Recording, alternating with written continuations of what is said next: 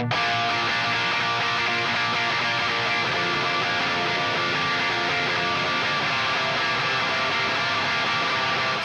comes the nasty gram.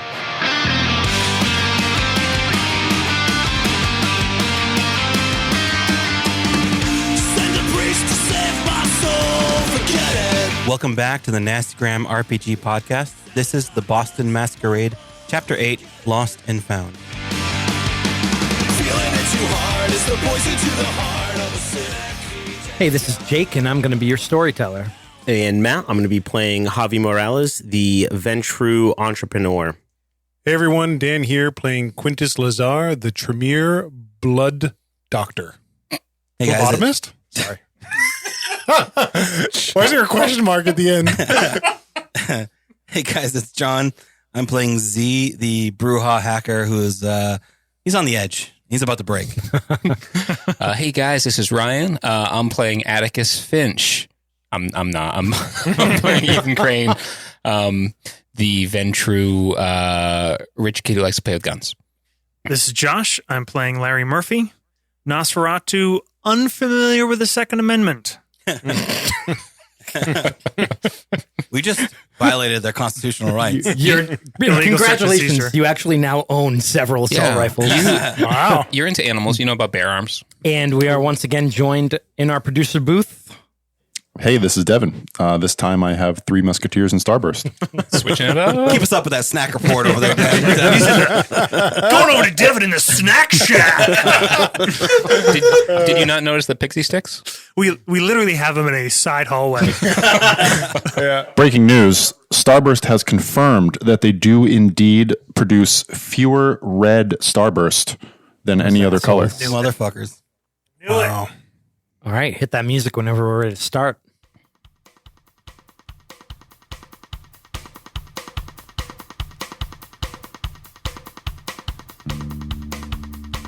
The only light in the room is from the laptop illuminating Z's face. An empty terminal window fills the screen with a single blinking cursor. Z types in vimnotes.txt and presses enter. He's greeted by a text editor. Where do I begin? The prince sends us on a wild goose chase, only to give the order to abandon our post when she finds out they just want to slaughter humans, not vampires. We all agree we had to do something. I guess I opened my big mouth, so Javi tasked me with the plan. Weird that my first instinct was to murder the lot. My blood was boiling. Those bastards were the true monsters, right? Anyway, they nixed that notion quick, so we were going to disable their weapons. Easy enough, except only Ethan and I had the kind of background to accomplish this. So we had to split up and ghost this shit. Shudder at the thought of tenderly guiding Larry's scarred and boiled hands into removing the firing pin from an M60. Once again, Jackal had to fuck things up. Seems he came up with some master plan to get Alexander on our side by pitting him against the prince. He figured Alexander wouldn't be able to let all these innocents die, and I guess he was right. Despite what Lydia told me, Alexander seemed almost eager to defy the prince and help us. He already destroyed the truck and dispatched the drivers before I even talked to him. Still, Jackal should have told me. He's getting some delusions of grandeur. Well, in any case, we got the job done with a minor hiccup. Those murderous yokels have useless weapons and are down one fertilizer bomb truck. I hope that Kyle asshole gets what's coming. Should have pulled the trigger when I had the chance. None may control me. None may control me. None may control me. Z quits out of the text editor and types it in burndown.sh. The laptop begins the full wipe process, like it had 100 times before.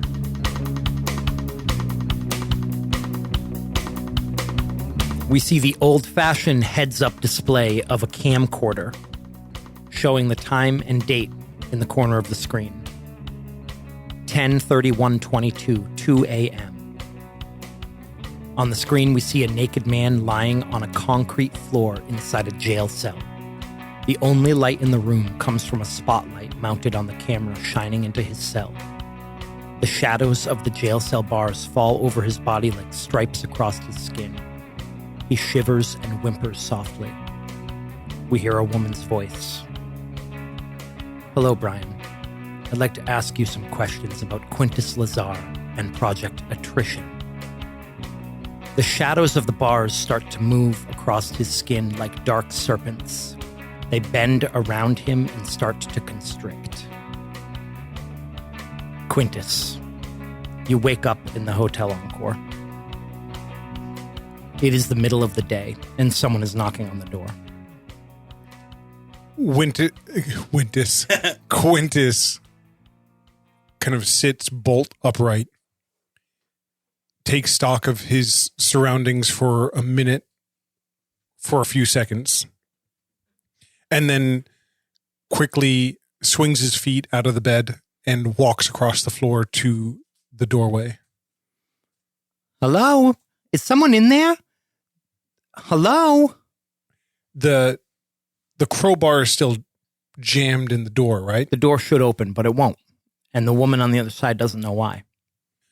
I reach down and I think for a moment, I think about the hallway. There's no windows in the There's hallway. no windows in the hallway. I pull the bar out quietly, place it to the side behind the door. Thinking about casinos. They're a great place for a vampire. Yeah. No windows. No windows Hey, anywhere. you guys want to start a casino? That's why I put down a deposit. You open the door. Yeah. You see a maid. She has her cleaning cart behind her. And she says, "Oh, I'm sorry, sir. According to this room is supposed to be empty." It is not the trouble. You must forget about it. And with that, I use my dominate and make her forget that she ever came to this room. Forget about it. She, have a nice day. She rolls her cart down the hallway. I quietly close the door. I think I have to make a rouse check, right? I think you do for that power. I think it automatically works. It just, this is whether I get hungry. It works because she's not aggressive prepared for or it. prepared or whatever. Yep. Yeah. Rouse checks are One fucking die. one die. Listening back to previous episodes, I'm like, will they ever figure it out? This isn't 3.5 grapple rules, guys. Make one more for me, Dan, because you're up for the day. Okay. For the night, rather. With the ritual? Yeah. Okay. Good. Everyone else can roll, although you're not awake yet. She leaves. You walk back into the room. You look at your cell phone, and you see that you have a missed call from your friend Brian, who is supposed to be missing. I open my, like I have a flip phone. I swipe through my phone and I go to voicemails. Did he leave a message? Yeah. I press play and put it to my ear. Hey, Quintus, I just spoke to Connie. She told me that she called you. Look, there's been a misunderstanding. I actually checked myself into a rehab. That's where I've been this whole time. I'm fine. Don't worry about it. Quintus saves the message. Thinks about his friend. You've never heard of him having any substance abuse problems before. And you know that his office was ransacked. Quintus kind of lets his hand go down with the phone in his hand, and he just stands there in front of the window where he knows the sun is right behind it. Kind of just stands there looking at it. He goes over to the bed, lies down, and starts thinking about the files, the projects that he worked on with Brian that have gone missing. Dan, tell me, what have you been working on recently? We've had some downtime that we haven't explored a lot. What has Quintus been working on? I think one of the things that has recently come into focus is torpor. Because he's got Sergei's body, and he has likely drawn blood from it, and he has been putting in different tests to try to understand what the blood does when in this state, and what kind of conditions or modifiers it may have on vampiric blood. Okay. All right.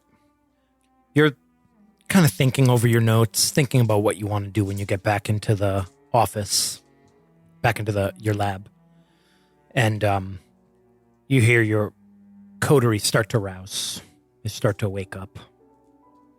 How is everyone doing on hunger? Real bad. 2 for Z.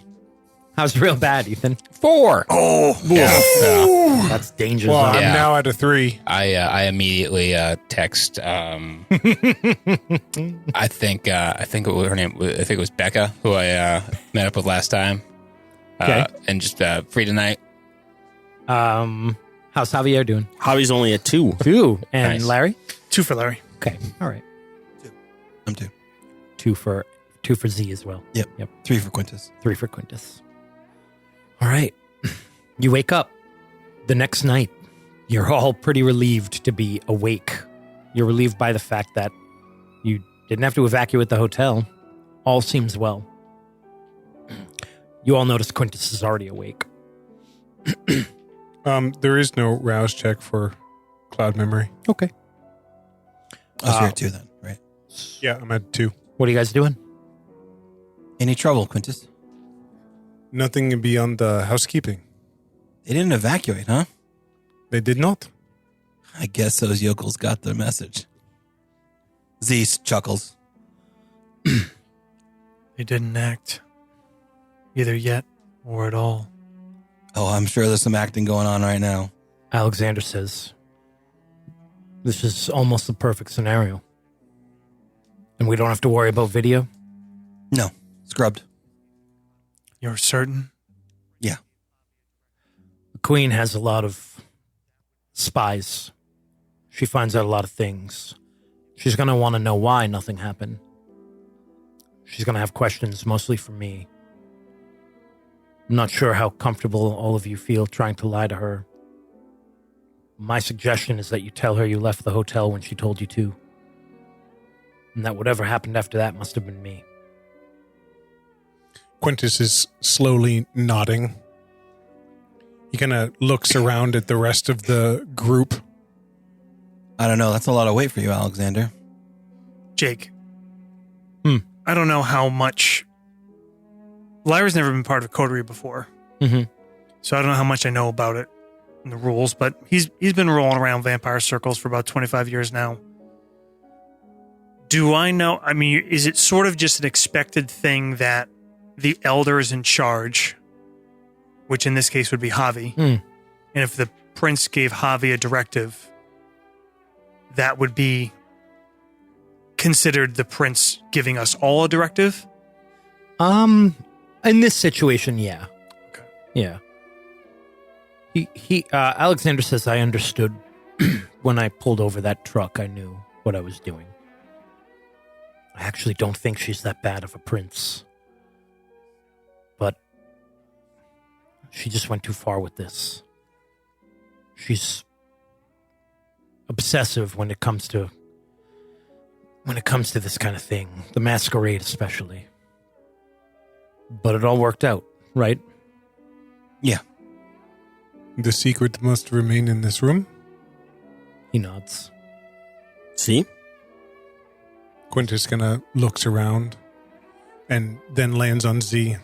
And there are people on your side that they know. They know we are here? On my side. Yes. Didn't you say that someone had shut the cameras off? We We don't know that. We don't know that I'm working with them. We know that. I think earlier our assumption was this cell had Got it. support in the background. I don't say that. Yeah, I looked at the records of the cameras, and whenever they were shut off, it was well before we entered. So we're clear. We exit, and I'll turn them back on. All right. Then we all leave here and we forget this happened. Yeah. Quintus says, forget quietly under his breath. Alexander points to the bag of guns. Larry hasn't said anything. And he says, He looks in thought. you'll have to take those out the back door, Larry. Dan, did you just cloud your own memory? We have We roofied ourselves. vampire hangover. You wake up in a hotel with a bag of assault rifles. You open the curtains. You're all dead. Larry says, yes, We have the code for the service elevator. My van is down there. I can take these out. Okay. I owe all of you a great favor. No. I called you to ask for a favor. You just happen to have already taken even more action than I could have asked you to do. He looks around at each of you, kind of hoping you'll keep this secret, trying to figure out who the weakest link is. And he says, have a good night. Quintus nods to him. And he leaves. I grab the guns and I say, I think I should get out of here before my van attracts attention. Do you need any help, Larry? No. The passcode is 4319. Is it really? Mm-hmm. Did you write it down? Mm-hmm. Let me know if you find out anything about what they did or where they went. Yeah. Larry exits. He's going to try to catch up with Alexander. Okay. You catch him at the elevator. He looks around, make sure the hallway's empty. And You can go down with him and then get on Okay. the service elevator at a different floor. Yeah. he says, Alexander, I'm not the best liar. I worry if the prince, if she was ever to put close scrutiny to me, the truth is to be found out. I would rather she knows that I was here with you. I never really belonged that much anyway. He nods. He says, let's hope it doesn't come to that, right? I'm Yeah. not. He says, 20 years ago, when we took this city, I was as much a part of the Camarilla as any. I believed in its cause so much. But over the past 10 years or so, most of my clan have left. I understand. I understand why they don't feel connected anymore. But I always thought it was still the better way. But it's hard when people look at you and they immediately think you're the enemy just because of your family. I guess some things never change. Larry smiles kind of for his own reasons. But all of this, it's actually made me wonder. Maybe my clan's right. If this is the cost. And yet, there are 6 of us here that ensured it didn't happen. We are no small portion of the kindred in this city. Maybe things could be different. He nods. The elevator doors open. And he says, maybe they can. Thank you, Alexander. Thank you. He shakes your hand again. Larry heads out. He's actually pretty nervous about Johnny, who's been locked in the van. Obviously, he has a water bowl. He has a little litter box back there. He has everything he needs. You have like this Karen smashing your window You almost open. made me spit all over this fucking microphone. You make your way to your van through the service exit. With the code, you're able to get that bag of guns out of the hotel. He grabbed some food off a cart that was left outside, and in like the back service hallway. Yeah, Yep. there's plenty of those. and he feeds Johnny and Nice. apologizes for being gone so long. Nice, feed him. The van stinks so fucking bad. It already did, but He's punishing you. yeah. All right, and then you leave, or are you Larry waiting? leaves, Yeah, okay. Larry leaves. So what are the rest of you doing? I think Quintus, after about 5 minutes, once Larry's gone, shrugs his shoulders and says, I will return to the club. Unless any of you need me for anything, I will be in my lab.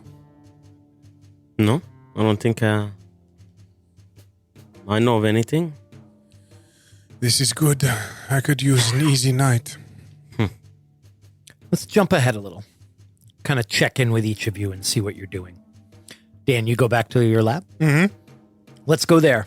Sure. We haven't been in your lab in a while. It is in the basement, sub-basement, correct, of the of Kin in the old train station. As Quintus walks down the subway stairs to this portion that has been sealed off and the area that he has kind of claimed now as his lab, part of the platform, he sees the glass or plexiglass box that now contains Sergei lying in torpor in it.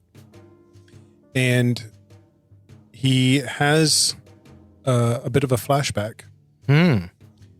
And it's not from that long ago.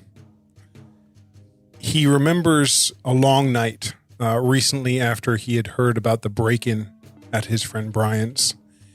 And he had just brought most of the boxes he had from storage from his past business. And he was sifting through the paperwork, trying to find any references to the things that he thought may have been stolen. And after a long night without having much success, he remembers getting up, kind of stretching and looking at that box again with Sergei in it, going upstairs to his room and going to sleep. But then the memory begins again, because when he awoke, he was standing in front of that box with a blowtorch in his hand and his hand on the doorway to Sergei's room. But that's where he woke, not in his bed. And he looks down at the torch, looks at Sergei, and slowly backs away from it and puts the torch down on the table. So that's the memory that he has. Okay. He flicks the lights on, makes sure everything's in place, nothing's been touched, and he sits down and thinks about his friend Brian, and he looks at the time. It's pretty early. He dials Brian's number. He answers. Hello. Brian, are you okay? I'm fine. I'm fine. I'm sorry she gave you such a scare. She did. It is very few people who know that I am still available. I mean, she was worried about me. She did some digging, found your number. Trust me though, she'll stay quiet. But you're okay. I'm doing better now. Yeah. You know you can talk to me about these things. Quintus, I went on quite a bender. Honestly, I don't even remember the last week. You remember nothing. I mean, I remember checking myself into the. Yeah, I remember. Yeah. Quintus, sitting on the other end of the phone, kind of squints his eyes a bit. Brian, does it feel like you have holes in your memory? You know, it does. I mean, I think I have a drug problem. Do you know which drug? You know, I think I have a drug problem. I understand, Brian. We should meet sometime soon. Sure. Perhaps in a night or two. I will call you. All right. Sounds good. Thanks, Quintus. Of course, Brian. He hangs up the phone. Yikes. Gross. I think your friend has a drug problem. Javier, what are you doing? God damn, I have no idea. Okay. Ethan? I'm a feed before. Are you, you're calling on... Yeah, I'm Your gonna. herd. Yeah, I'm calling. I'm Okay. Might have to run through the whole stable. Yeah. Next. What is your herd rating? Just one. So that Okay, means so- 3. Oh, I think. okay. All right. So, what's your plan? You asked Rebecca to meet you at your house. Yeah. Yeah. All right. We'll flash forward to Rebecca is asleep in your bed. Yeah. How much have you fed off of her? 2. 2. Okay. She's probably out for the night. Yeah. Needs a little B12 supplement. Yeah. I got that in the cabinet. Yeah. All right. It's part of the complimentary breakfast.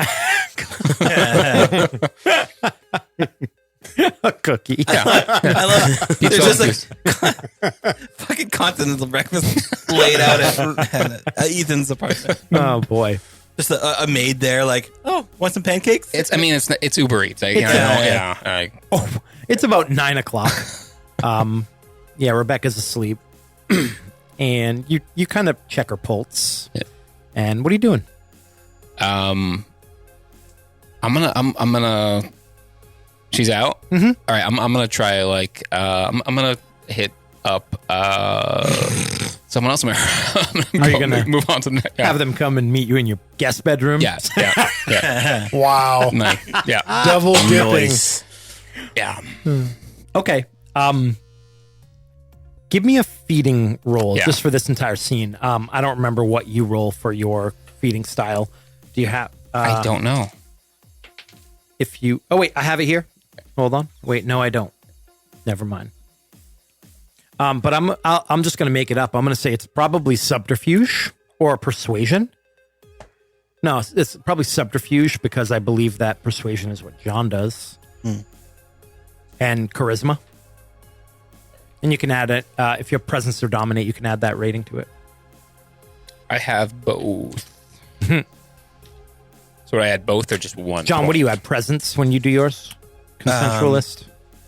Good question. Yeah, one of those. Add one or the other, right? One or the other, right? Yeah, It's both. one. They're both Yep. one, so. Okay, yay. 4 successes, not a mess. All right. She comes over. You bring her to the guest bedroom, which she thinks is weird, but you convince her. Yeah. It's I'm getting a new bed. I'm painting. You're gonna feed. You're gonna take one from her. Yeah. All right. Putting you down to 1 hunger. And That's good too. Hopefully that'll stagger the times they wake up in the morning, so I can get one out before the other's up. I mean, if not, hey. And then you probably have your house set up in such a way that you feel comfortable leaving women here alone and leaving. Yeah. Because this is probably what happens most of the time. Yeah. So you leave. I leave a kind but vague note.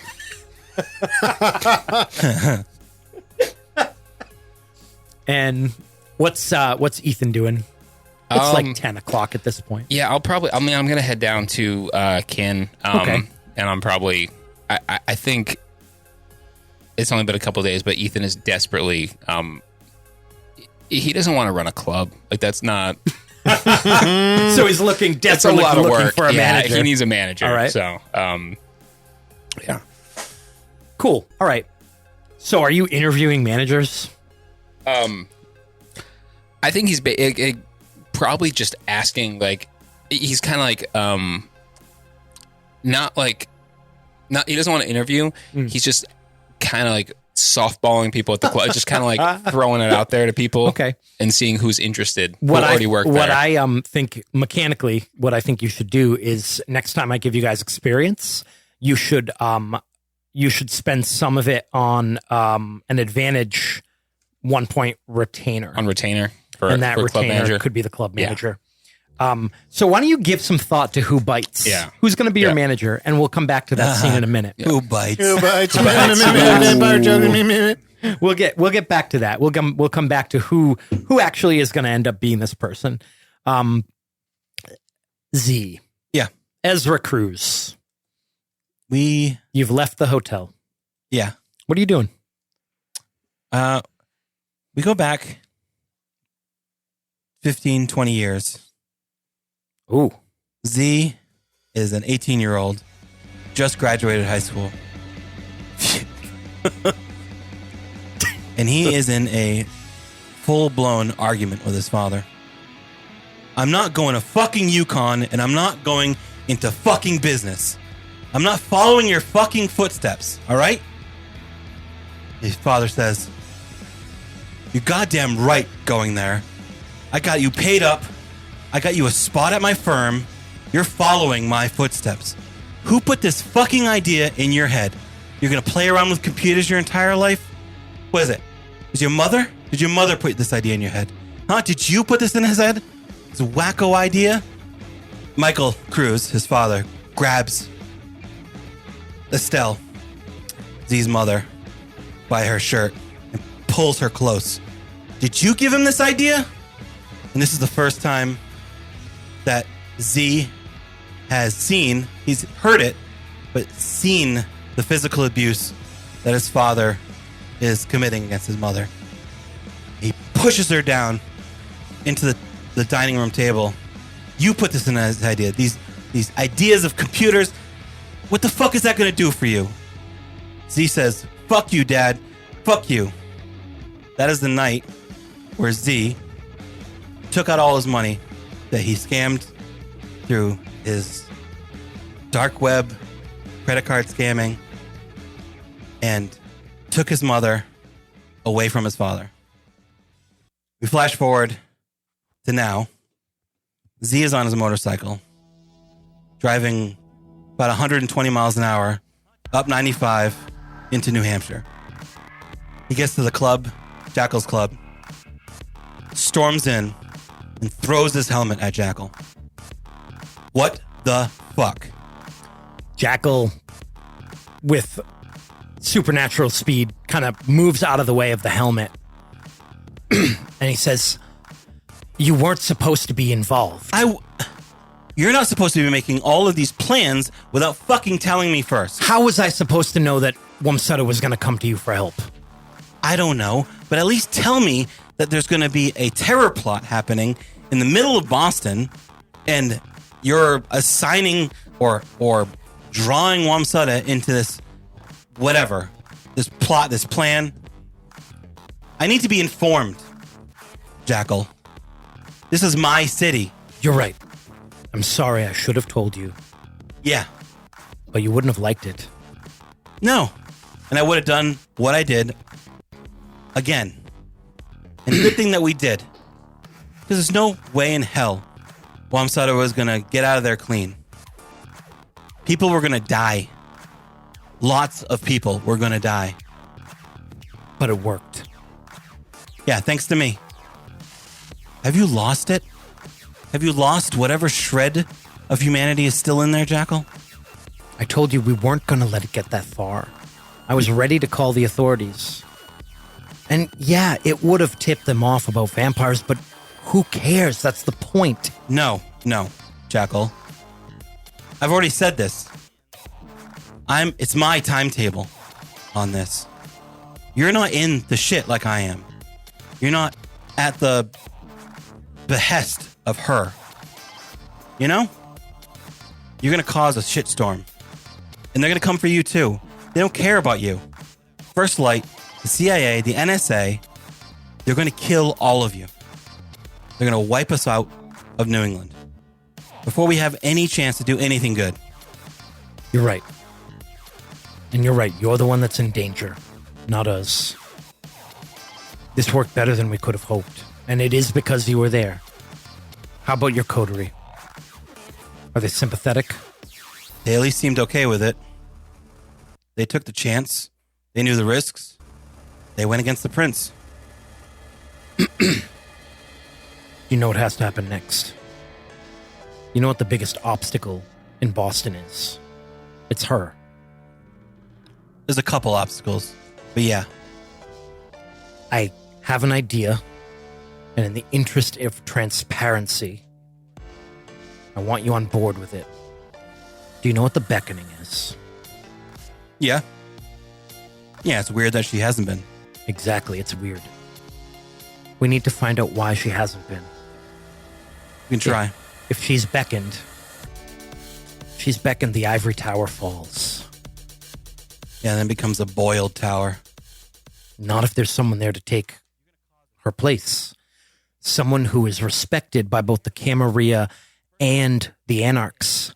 Someone who has been in Boston for over 400 years. Someone who is sympathetic to us now. Are you so sure about that? He nods, and he says he's already reached out to some of the gangrel. The ones living up in Maine. We'll see how that goes.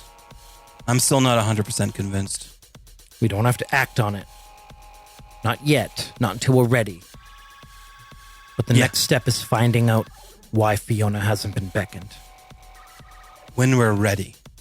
When I'm ready. You got me into this mess. He kind of circles his hand around himself. I got myself out of it. Yeah? You'd be strung up by First Light if it wasn't for me. You remember that? He doesn't say anything. He just kind of stares at a computer monitor. And then he nods. Yeah. It's chaotic here. He points to another room. All right. I'm going to feed. Go ahead and make that roll for me. It's persuasion manipulation. 2. Okay. Are you taking 2? Just 1. 1. Okay, you're fine. All right. Larry, where are you? Larry's in his haven. And He's like scratching the floor, What is Larry's Haven going again? in circles. Larry's Haven is a abandoned automotive repair facility shop in a slummy part of I think Chelsea. No, Charlestown. One of the few slummy parts of Charlestown left. And I actually just put our producer on the spot, so I'm going to throw it over to Devin in the snack shack to reprise his role as Mr. Boyle. Ooh. So Larry's there. He's sitting in one of his stuffed chairs. Johnny's on his little bed next to him, and he looks far away. And going to go to a flashback. 1999. 1 year after the Camarilla took back Boston, Larry had got his haven set up, had kind of learned the basic ways of the streets. The fight was over. Things had kind of calmed down, and Mr. Boyle came to visit.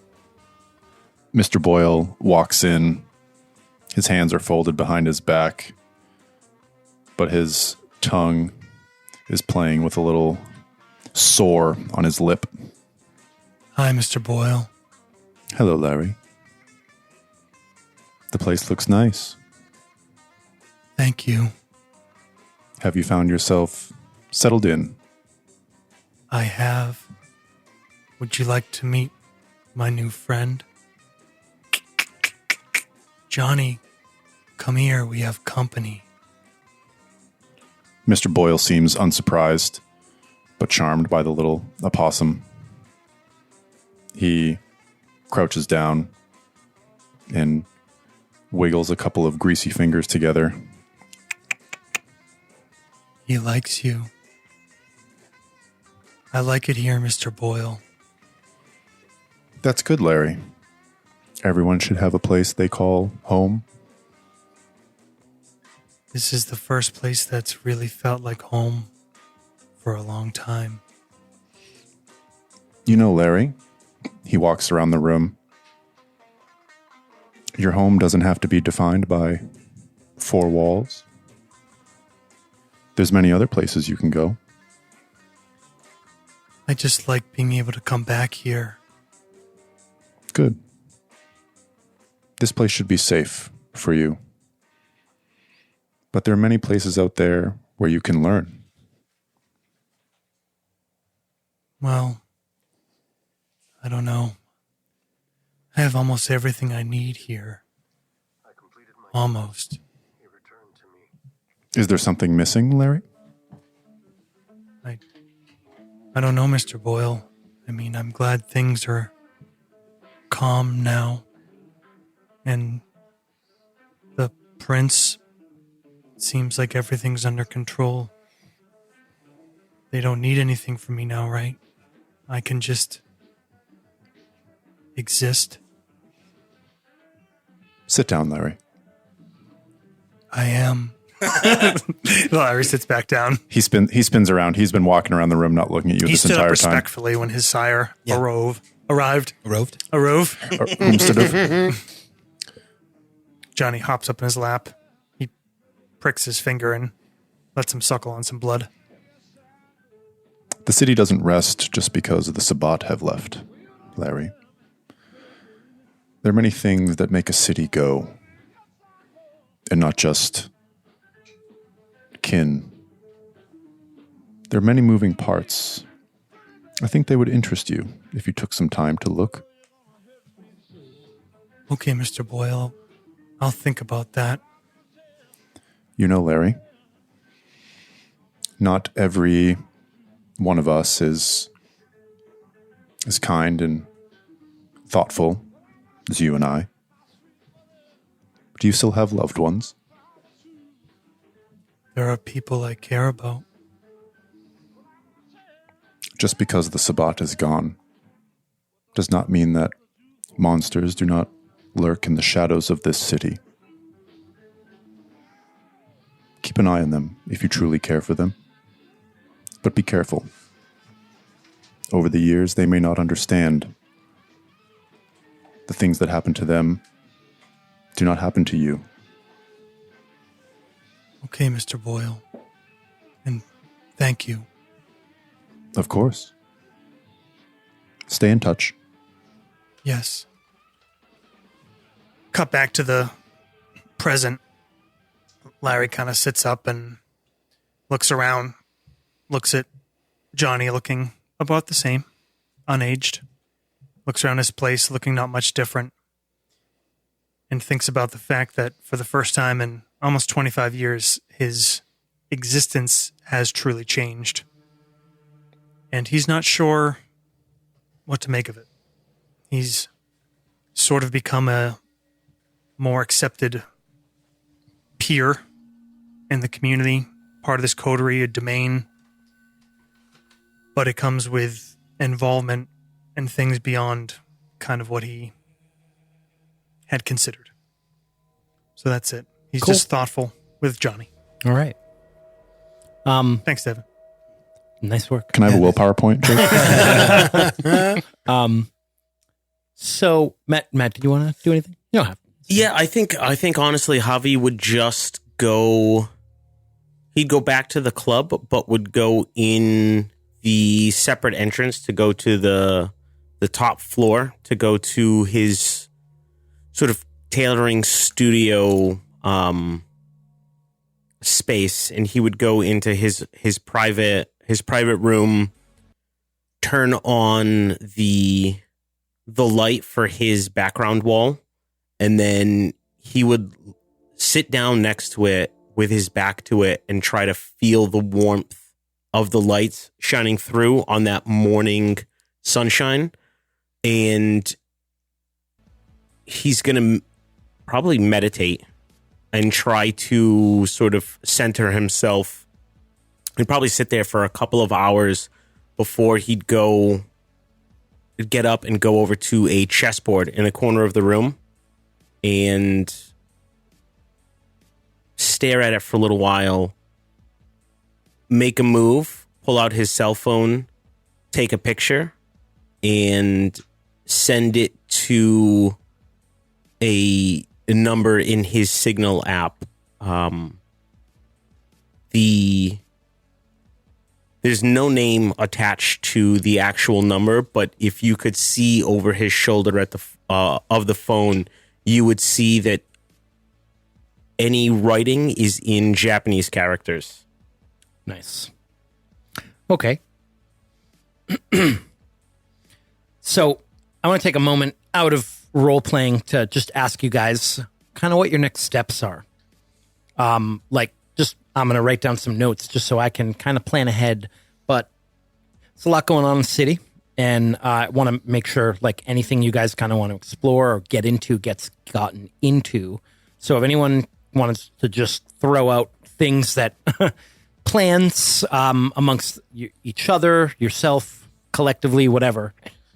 Yeah, I think Quintus, having kind of peeled back a little bit about what may have happened to Brian, wants to talk to the rest of the group. One, because there's people who understand vampiric powers more than he does. Mm-hmm. And two, just from like a security perspective, how that may have all transpired. Okay. The break-in and stuff like that. We'll jump into that scene as soon as we're done with this kind of round table, so to speak. But is there anything else like kind of long-term or anything he wanted to look in with research or with Sergey or anything like that? I think the things that he's trying to work towards in terms of is the activity level of the blood, like between torpor, which he has like an actual subject he can study. Yep. And it's how probably hunger affects it. And then I think he's heard he had the conversation with what's the little girl's name? Melanie about the prince and having not been called. Mm-hmm. And I think wants to start thinking about blood resonance and how perhaps blood resonance could have some effects on any sort of predilection towards being driven one way or another, or affecting an overall vampire's disposition on its sanity, humanity, direction, etc. Cool. Okay. Anyone else? Yeah, Z got plans. Z actually is going to talk to Quintus and try to pique his interest in the Fiona not being beckoned. Okay. And use your kind of scientific curiosity to drive a wedge, to start asking questions about it, and maybe talking to Javi a little bit about the power she has in the city and why is she not being beckoned. Trying to get you thinking about that kind of thing. And perhaps if she's gone, there's more space for people to fill in roles. Okay. We can find places in the game to do those. Yep. Yeah. Anyone else? Any? I mean, you don't have to give me a list, but just so I can kind of plan. I mean, my character I hasn't come across, but what Sydney's up to? Because we had that peek in today. Mm-hmm. So I believe I talked to her at the where did I talk to her? It was at the you talked to her at the Elysium. Elysium. Like, yeah. And she mentioned it there. So I think I would probably, I mean, if the chance comes up, I'd bring it up because I know other people have inquired about. I think you inquired about her too, Javi. Yeah. So I'm going to say look into that before the scene we jump into, just so that it makes sense that your character's looking into it. Somehow, you came across that video, that paranormal.com video. And maybe a contact of yours or something told you about it. Yeah. So like I said to you guys are aware of those videos in some way or another. So you are aware of that, and I just put learn about Sydney for things for you and hire a manager. Hire a manager, yes. Anyone else? Oh, I also wanted to talk to Alexander and warn him about Jackal. Oh, okay. That's a doozy. Nice. All right, that'll be interesting. Yeah, all these things aren't going to happen tonight. Yeah, I'm just making a list. We're not playing for another 7 hours. Anyone else? Gonna burn Yeah. Jackal. Javi wants to check in with the Daggett sisters, especially if Ethan brought that video to his attention. Yep. Maybe approach Quintus about them in any connection they could have in figuring out what's going on with Sergei, Okay. as well as I think he's going to check in with the fellow Ventrus in the city and see how they're feeling about how things are progressing, as well as Uncle Sean and Cousin Kate. as well as I'm upset that we have Idris Elba in the cast and we haven't not- seen him on yeah. screen yet. what's We've his- we've seen him in at an least intro. Hurst. Oh, Was it? that's right. Yeah. Leonidas Turst. Yeah, also check in with Leonidas Turst. Have another conversation. Probably deliver his finished suit to him. Okay. This is great. You guys are writing the next fucking 4 sessions for me right now. Larry has two things, short term Okay. and long term, and actually will reflect right into ambition and desire. So, desire, his short term was establish a domain. Happened. So, replacing that desire with, I wrote peace for Paige. So, it's sort of dealing with the residual guilt he has for what happened to Paige, what's going on with her sister, this whole quest thing, possibly confronting Santiago. Santiago, his adversary, about that, and maybe even like his relationship with the coroner, what he's using with that. So it's a short-term thing, which he might want to involve the Coterie. Obviously, not going to do a solo quest. The bigger his initial ambition was learn the secrets of the powers of the city of Boston, and kind of just put that on pencil to start the campaign. But I think that's sort of where that little flashback went, is that he's now, for better or worse, he's not living the quiet existence he had, and he doesn't want to be caught off guard like he has been. He doesn't want to be in these situations and not know who's doing what and why, and he wants to take a more active role in knowing. That's kind of a very vague thing, Okay. but that will influence sort of what he does with other people's. Awesome. That's great, guys. How did Santiago's benefit concert go? Too? Curious. Yeah. Jake, one other detail, kind of like what I did my flashback on. I want to learn a little bit more about possession. Oh, it's coming. Don't worry. Yeah. I winged that possession for Jake Yeah. in that instance, but Where we will learn more about Theodora Williams. yep. That could probably come up when Javi talks to me about the Daggett sisters. Yeah. Awesome. All right. That's some great ammunition for the next couple games. Like I said, I want to make this you guys to drive the plot. So I have a fucking entire page of notes now to plan around. So we'll definitely be jumping into a lot of this stuff. But right now, Quintus, you've gotten everyone together. Boy. Where are you? Run the game. Go. We are. I think there's a VIP area, right? Yep. I think the club is closed at the moment, and I've asked everyone to meet me in the VIP lounge. I'm sure it's sort of a comfortable place. Okay, Dan, just responding to your nastygram. Sure. That you just sent me. The thing I mentioned in the intro to this game is not a thing you've ever heard of. Okay. Okay. He just unnastied your nastygram. Yeah, he did. Quintus he's sitting at probably the bar while some of you are coming in. Kin team, assemble! Why is no one else wearing the jackets? I forgot about the Yeah, jackets. Quintus sees who comes in last. Larry's probably there earlier. Z's probably last. I say Javi's probably there smoking a cigar with like a mojito in front of him with a nice big bunch of mint in it, and he's just kind of like smelling it. Z steps in, laying his helmet on one of the tables.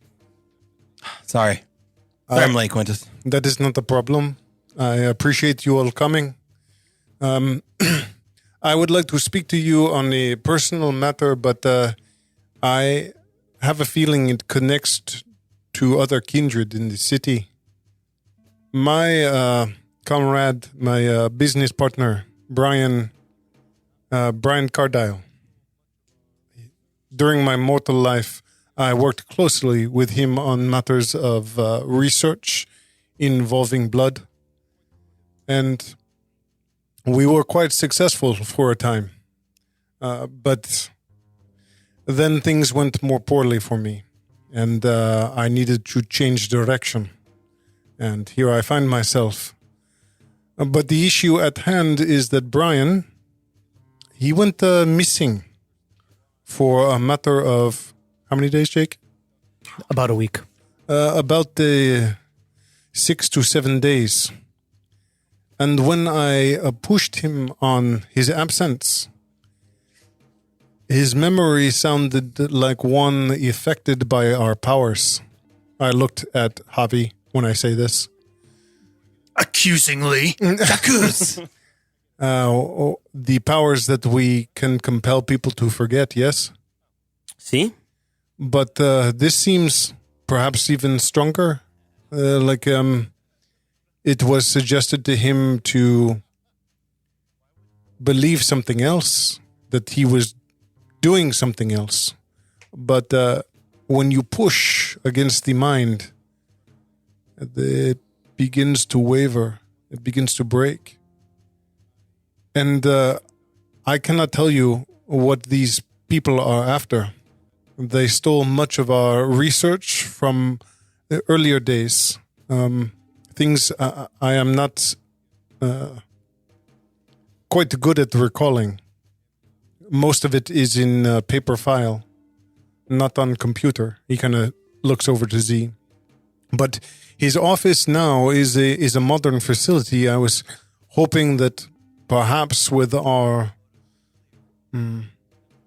abilities, we could understand why there is a kindred abducting and replacing my friend Brian. And what company was this for? This is for now. The company is called STEM Express. Yeah, Ethan, this is your time to ask if it's publicly traded. No, I'm not interested in publicly traded companies. So. You want to get in there before Exactly, it goes yeah, it IPOs. yeah, Yep, I get it. Z goes, STEM Express? Yes, that is correct. Oh. And, oh, yeah. The place I turned the security off for? Yeah. Why would, what kind of research are you talking about? We dealt in many different things, primarily focused on plasma. And at one point, I did not know it at the time, but I came to understand that I had been granted access to Vitae, to vampiric blood. And that's when a lot of my research began to quicken. Yes. And some things I was able to extrapolate were pretty amazing. But that is when things began to go more poorly for me. Well, I mean, the motive's pretty clear. That was a Masquerade breach, and someone's just trying to clean it up, right? Hey, John. Yeah. Why don't you give me a little bit of deception. composure and subterfuge? Should we make rolls here? Actually, manipulation and subterfuge. Mm-hmm. And no, you guys don't have to. It would be a make stretch. rolls. I just kind of want to see how. We'll just see how bad I do. How bad? I got 4. How cool. He's pretty cool. Yep. He's acting pretty cool under pressure. He's just a buddy helping us out. I'm just helping. Yeah. At the moment, I would say, unless you guys feel that you are No. suspicious of him. Yep. I'm asking for help. Right. I say, again, our research went in many different directions, but some was left open-ended and others were closed. But Does Brian know what you are? yes, Brian is aware of my current state. Or any other kindred aware? My sire, yes. It is unlikely that she would share this information. But why would your sire engage in such a dangerous practice then? It is through an agreement that we made that those practices came to an end. Agreement with the prince? No. I exchanged my life to stop my research, at least specifically within the mortal realm. Well, maybe the prince found out. It would be a stretch, but as we have said before, she has her ways. As far as I know, until this moment, that information has never left me or my sire. But the kindred know some of your interest. It's why you have Sergei. It is. Many in Elysium might feel slighted or at least curious why such a young coterie as us have custody of an elder. Quintus is kind of nodding slowly to the idea. I don't think the prince, she would not have to be so subtle. I think it would be someone else. At the very least, someone now has a whole pile of information and leverage on you, Quintus. That is correct. And your sire. And additionally, whatever memories they were able to glean from Brian. He was gone for over 5 days, 6 days. Who's got dominate here? Me and... I do. Oh, 3 of us. Oh, both of the Ventru and This might be a prompting question. yes, go. Larry asks Javi, or turns to both Ventru, but probably more to Javi. The powers of your clan, Javi, when you take away a memory, would you be able to reach in and find it in that person still? Can, see? Takes a little work. Maybe some things get a little muddled, but it's there. Matt, from your understanding, there are 2 ways to do it. There's the nice way, which is that you have heard that people who are really good at auspex can actually look into someone's mind and kind of find things that they've forgotten. The not so nice way is by using more dominate. Oof. To kind of force them to remember, which can be a little dangerous to their mental health. I'm sure it was the nice way. No, this is retrieving, this is retrieving. memories. I know. Yeah. Yep. Replacing memories, kind of what he has been Quintus has been suggesting happened. It is a dominate thing. I don't think you can do it. The Can forgotten you? mind I have. Okay. All right. Wait. No, like the higher levels, The you higher can like level, put in yeah. fake memories. Like, Oh, yeah, I think yeah. Forgotten Mind, just you can tell someone to forget the Yep. like most recent But span of yeah, time. to have someone think like, oh no, I'm a drug addict. Yeah. Like that's like a higher level. I think that's Yeah. implanting memories.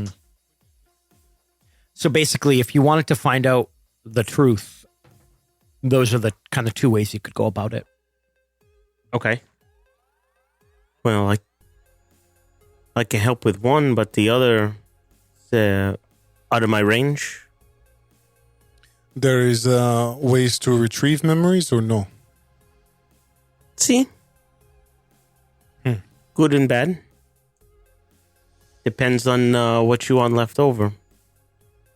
I may ask Brian what he is comfortable with.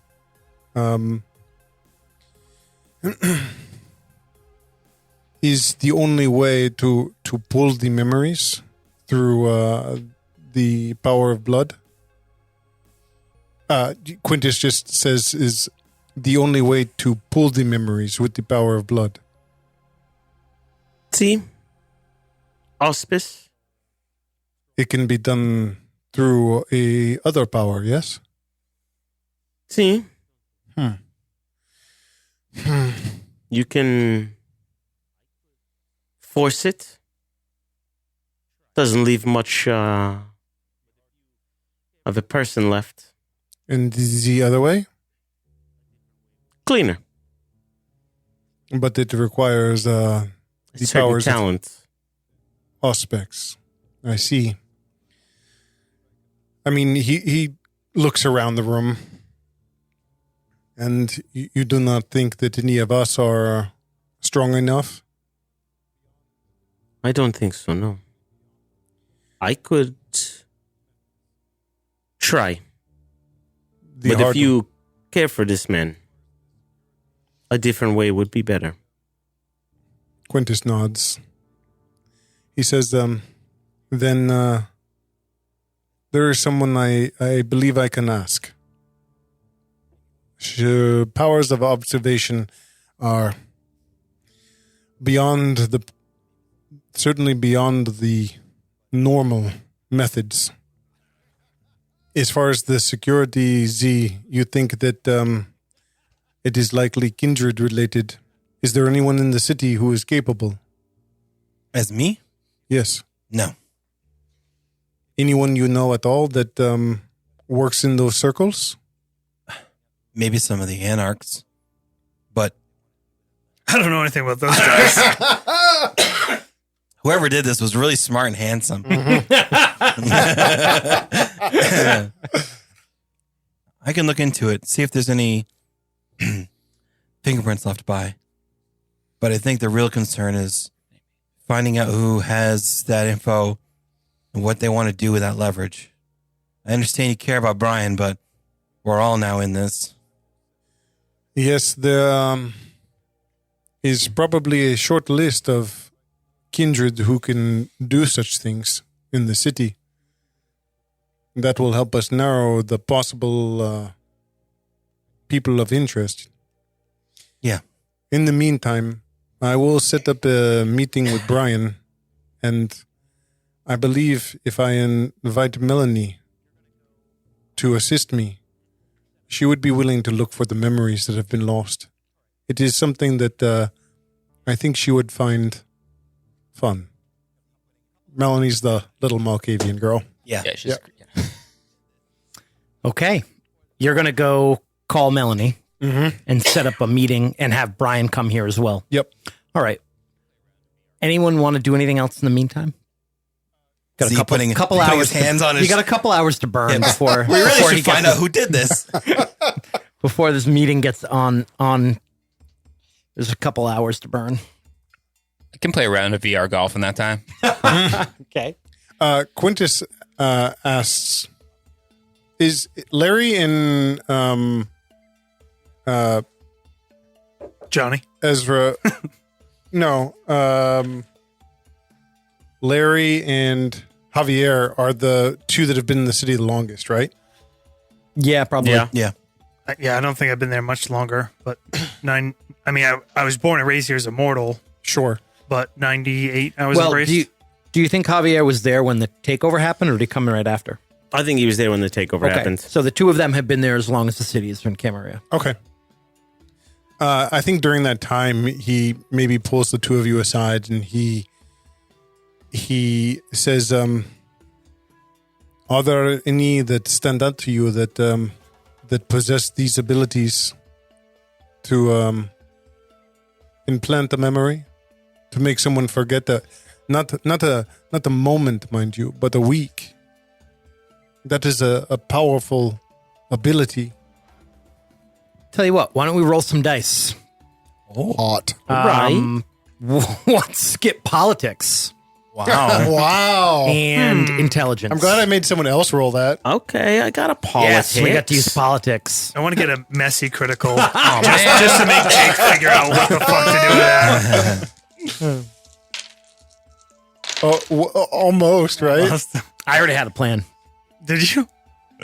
We're going to flashback to you frenzying and making a great mistake, and then someone having to come to help you cover it up, and then you owing them a boon. Oh, that would It's have been possible. Larry It's got possible. 2 successes, but did have a 1 on the hunger die if that's a fail. No. No. Okay.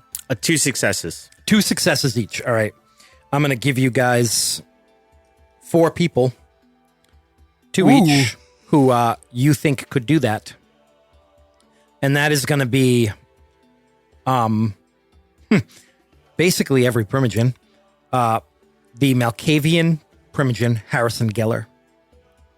The Ventru Primogen, Sean Clark. The Tremere Primogen, Leonidas Turst. And Lydia Marlowe. The 4 of them have that power from what you have heard or seen personally. A lot of clans have dominate. Javi, why don't you kidding. go first and mention your 2, and I'll mention the other 2. Word. I don't know if you remember the scene, but Sean Clark owns a pharmaceutical company called Clark Pharmaceutical. That's where he made his money. I don't have a. Can I see the person sheet? Jake, is he the one we saw when the message went out about the blood hunt? Correct. Well, off the top of my head, mi primo is Sean Clark, the Primogen of my clan, the Ventru, but also the one I don't trust the most in this city, Miss Malo. I do not know this woman. What clan is she? La Sombra. She was here even before the takeover. See? And she is still welcome in the city. Yeah, she betrayed the Sabat. I don't know if you're there, Oh, sorry. I might. but you're right. Some say she was very important in that. There are others. Your Primogen, Leonidas, and Harrison of the Malkavian. See. He is powerful and hard to understand. We saw him in that scene as well. He was the CO at the correctional facility. Perhaps the only thing now that we know is whoever it is a powerful enemy. Or, depending on who, an ally. I do hope, Javi. Me too. 2 of these are of your own clan. Maybe. I don't know your relationship. Mr. Boyle is fairly kind. If you could speak to them, you might get a sense. The others, See? if we could eliminate some, we would know where to focus our eyes. Yeah, we haven't visited with Tio Sean in a while, Poppy. See, he's he always wants to get together, but he's busy. He always wants to come down, wants a new suit. It's kind of a pain in the ass, to be completely honest, but I can talk to him. Quintus kind of, maybe not anxious, but looks a little reluctant when he says, "It is possible I can speak to Leonidas. My relationship with the Tremere is a bit absent. But you are right, Larry. It may be worth it in order to understand who may be behind this. If you want, I can come talk to him with you. I have a piece for him. This would be appreciated. He's not your sire? Leonidas? No. Oh. I thought he was. I am not connected to any of the Tremere here. But your company was in the city? My company was in part in Boston. Boston is the hub of biotechnology. But you got the accent, so I get it. I worked in Paris and Berlin as well. Got to work in that you worked in every country. That way it makes sense that your accent changes every week. And England. Zeke says, well, I mean, I've made inroads with Lydia, so I can give her a chat. She actually owes you a favor. Yeah, Weird. Yeah. Maybe you should call it in. Yeah. Larry reaches down and slowly holds up a red flag into the air. I gotta say, I didn't know how this was gonna go. I thought Yeah. you might just spill the beans immediately. Yeah. I was like, but this is better. Yeah, it's fun. Well, he's trying to ingratiate himself with the coterie. He doesn't But want to I mean, you could have been like, "Oops." But no, it's good. Okay. Everyone arrives. Brian gets to the club. Where is this going down? Where are you going to do this? I think we'll go down to the subway. Nice, creepy. I like it. Yep. Are you using the third rail for experiments of some kind? To power my Power your experiments. experiments? Perfect, yeah. 100%. Nice. We're back in Quintus's laboratory. Our coterie is all present. The young Melanie is also there. She's kind of looking around, touching things that she shouldn't be touching, acting like a little kid. Also there is Quintus's friend and colleague, Brian Cardile. One great thing about having a producer in-house is that I don't have to roleplay multiple characters having conversations with each other. So Devin is going to play Brian for me. Hey, this is Devin. I'll be playing Brian. Dan? Quintus kind of comes down the last step of the subway station, and the room sort of sprawls out. The lights are kind of up and bright, and the coteries standing around, and there's a chair out in front of us, and he says, Brian, I want you to meet my friends. These people are like me, Brian. Do you understand? Brian nods. Seems confused. Melanie walks over and reaches out a hand to Brian. He says, "Hi, my name is Melanie. And if it's okay, I'm going to read your mind." Hi, Melanie. I'm Brian. Sure. He looks at Quintus. Quintus nods reassuringly. What do you want to know? I want to know what was taken from him. She nods. And what are you going to tell me? She kind of looks at all of you. You've been very busy, all of you. So, am I to guess that you want to know something, you want confirmation of something you already know? You know how the game works. I look around at the group. This is more than any of us agreed to. We can stop now. Quintus looks around the room. I will not have any ill will towards you if you say no. Javi's going to stay sitting in whatever chair he was and just take a big mouthful of smoke from his cigar and let it drift casually up. Doesn't stop you, doesn't say anything, just waits. I think Larry's actually hidden in the shadows, not wanting to make this person more uncomfortable. So he's out of sight. Well, maybe you ask your question and we can figure out if it's, well, worth answering. If it is to be an equitable trade, they must have equal value, yes? I suppose that's right. Who knows? You might learn something from him. And you want to know who erased his memory? Or what they erased? Or both, I guess. Both would be helpful. I mean, you're getting something out of this too, Melanie. I know what I want to know. She smiles and she looks at Larry. She can see you. And she says, I want to know what happened between you and Santiago. I'd like to know that too, actually. Yeah. Putting Josh on the spot.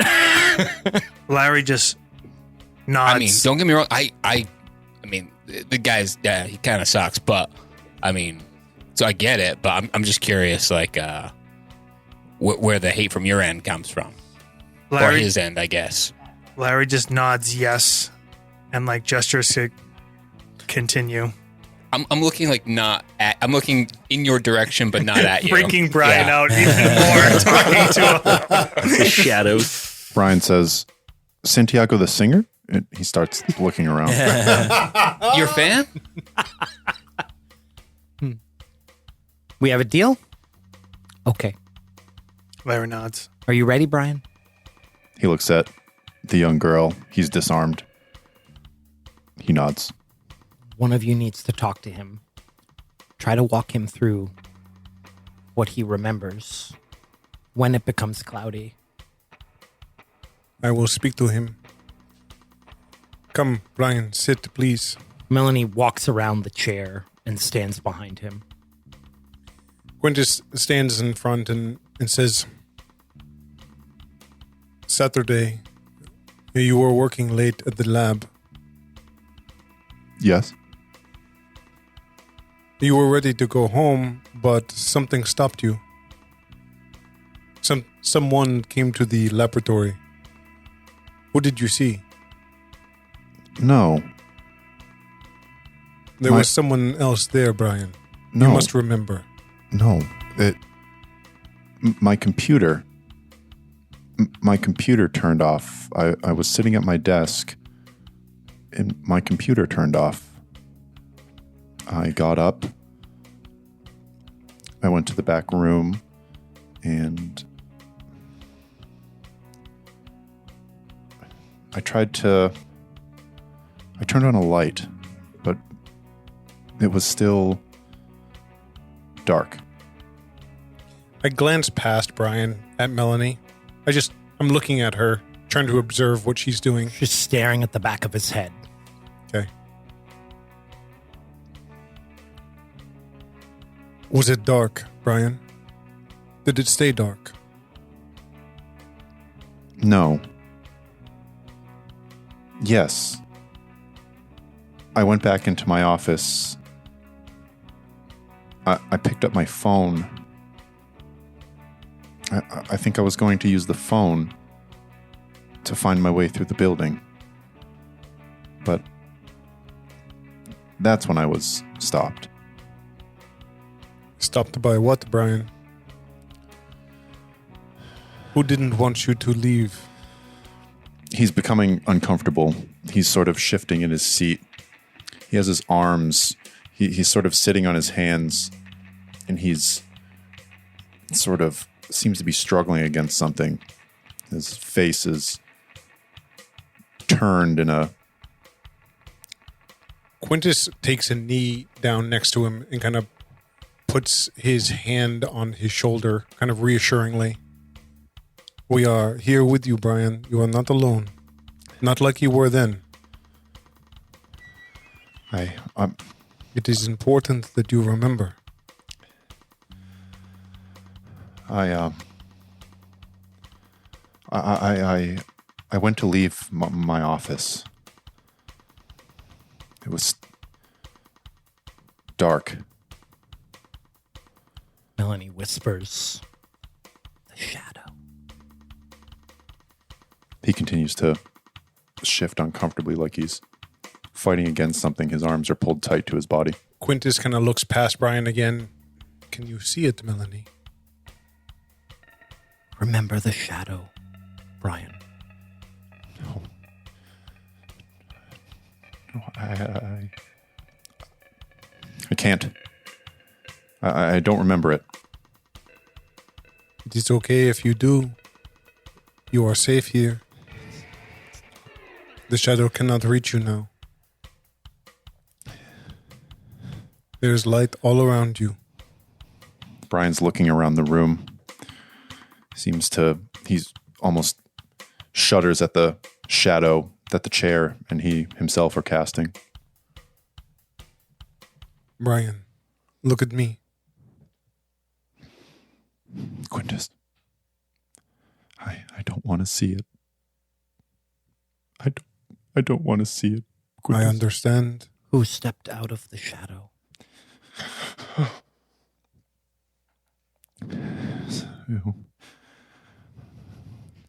Oh, he turns back to look at Melissa. A woman. Dark hair. Dark. So dark. Melanie looks up at Quintus I think that answers that and one. says, "It was Lydia." Quintus nods slowly. You can let him go, Melanie. She says, "I should go home. You're all going to have to pick a side soon." She looks at Z and says, "Regicide." She looks at Larry and says, "Patricide." She looks at Quintus and says, "Genocide." Pick a side. And then she leaves. Whoa, that's a weird little girl. That is uncomfortable. Yeah. Someone from upstairs calls Ethan. Before she leaves, Hmm. Jake, You're going to tell her now? no, I step out into the hallway, Hmm. still silently away from Brian, and I say, I reach into a jacket and I pull out a baseball hat, Chicago Cubs, and I say, "Can you give this to Sebastian? She nods. and It's signed takes it. by Anthony Rizzo." Wow. She seems to have totally forgotten what she was just talking about and takes it very interested. After the Cubs won the World Series. We can speak later. I owe you the story.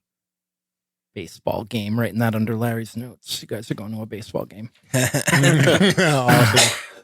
Someone calls from upstairs, Ethan. And What? she says, "Hey, someone just dropped off a package." It's not the time of day when that would normally happen, right? Nope. It says for the Coterie. Got to have a better name than that. Okay, cool. Just bring it down then. Thanks. She brings down a package. It's a thermobaric You bomb. open it. You open it up, and inside is a videotape. I'm not going to have her, in hindsight, not going to have her bring it down into the okay. subway. She probably doesn't know about that spot. Yeah, Mhm. yeah. So, cool. Here it is.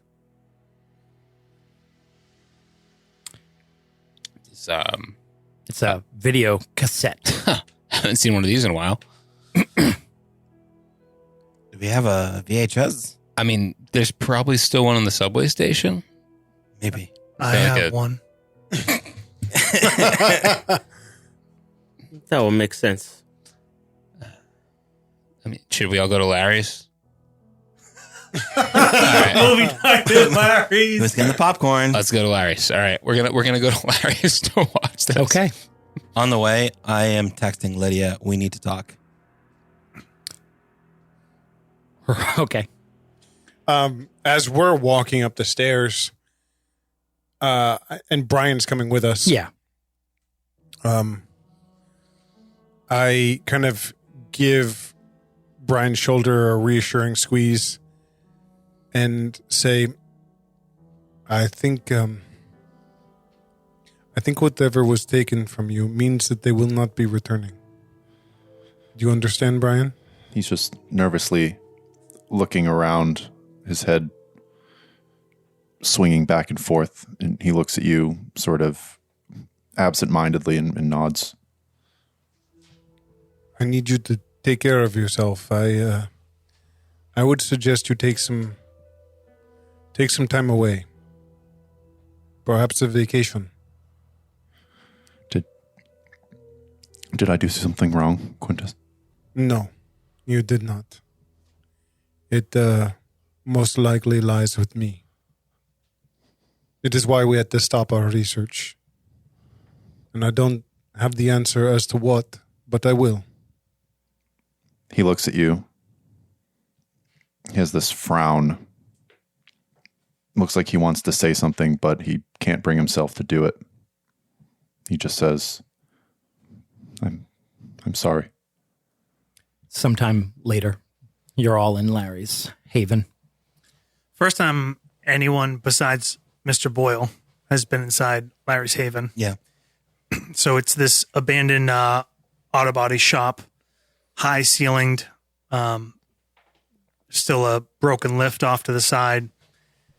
There's a collection of taxidermy and Not creepy at all. there's a lot of there's some bird nests. The building isn't airtight, so birds kind of fly in and out of the eaves. You see rats scurrying around the corner, and yet there's not a lot of animal detritus because they follow the rules, the house rules. So it's not disgusting. It's just creepy. I thought that was a stuffed squirrel, but it's not. It's moving. Yeah, we call him Paulie.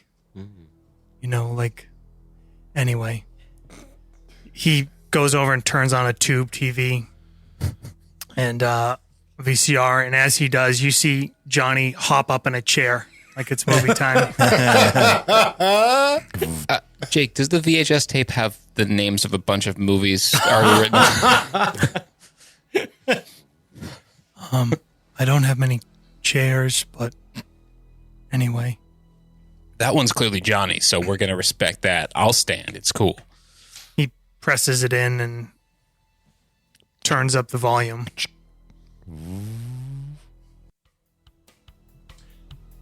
We see the old-fashioned heads-up display of a camcorder showing the time and date in the corner of the screen.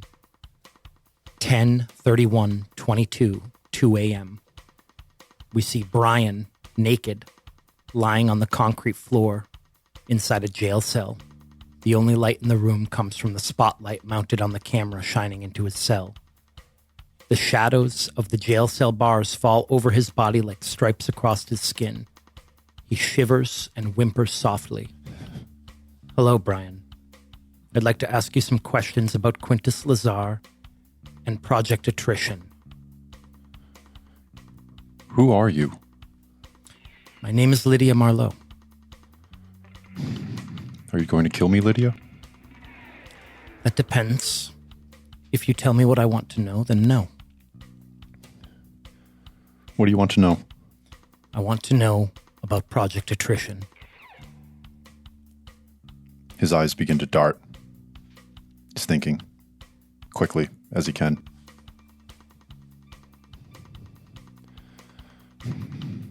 I don't know much. All my involvement with that program, it was dropped off. Packages, things I picked up, a P.O. box, deliveries to the center.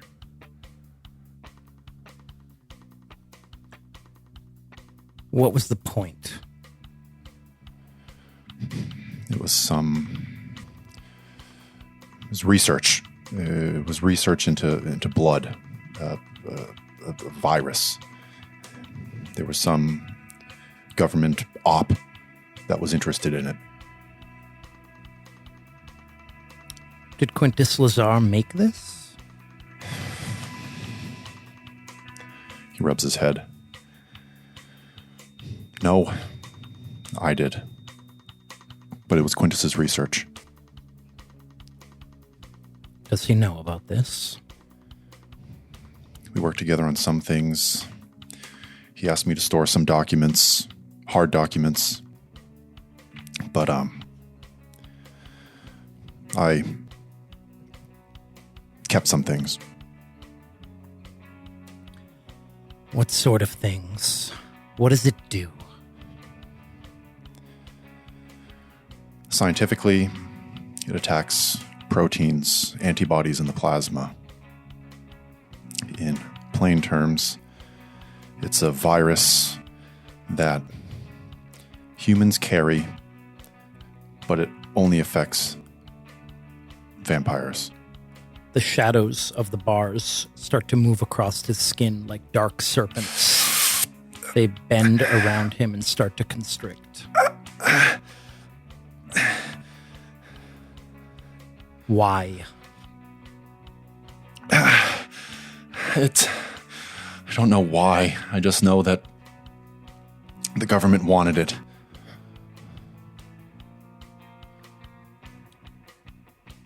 And do they have it now? Yes. Yes, they do.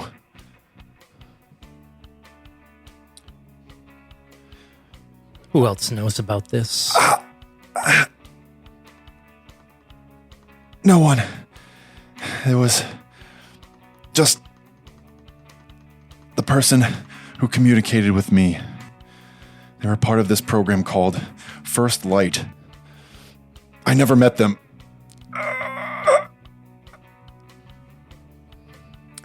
Thank you, Brian. Wait, they didn't use it. The government, they cut the money. They figured there would be too much collateral damage, and they cut the program. I kept the files. I didn't think anything would come of it. These files?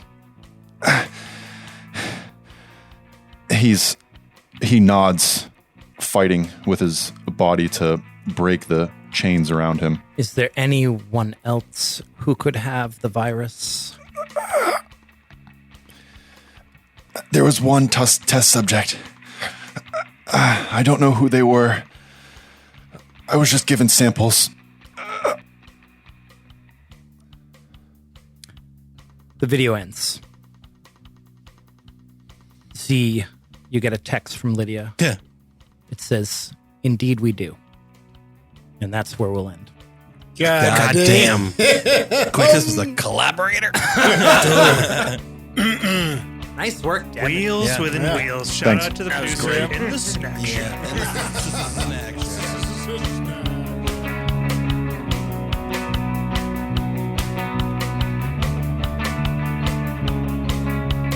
Thank you for listening to the Boston Masquerade on the Nastagram RPG podcast. Now we'd love to hear more from you.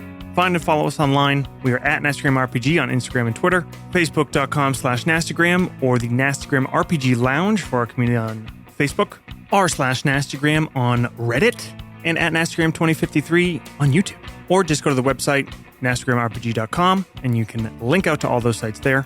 If you don't mess around with any of that social media bullshit, good on you. We'd still love to hear from you. Email us at nastagrampod@gmail.com. And finally, no matter what, we would beg, implore, and plead you to rate and review us, preferably at Apple Podcasts or whatever it is they call iTunes these days. And also just talk about us. Talk about us with your friends, anybody that you think would appreciate tabletop RPGs, or just telling good stories. Thanks again, and we will see you next Tuesday.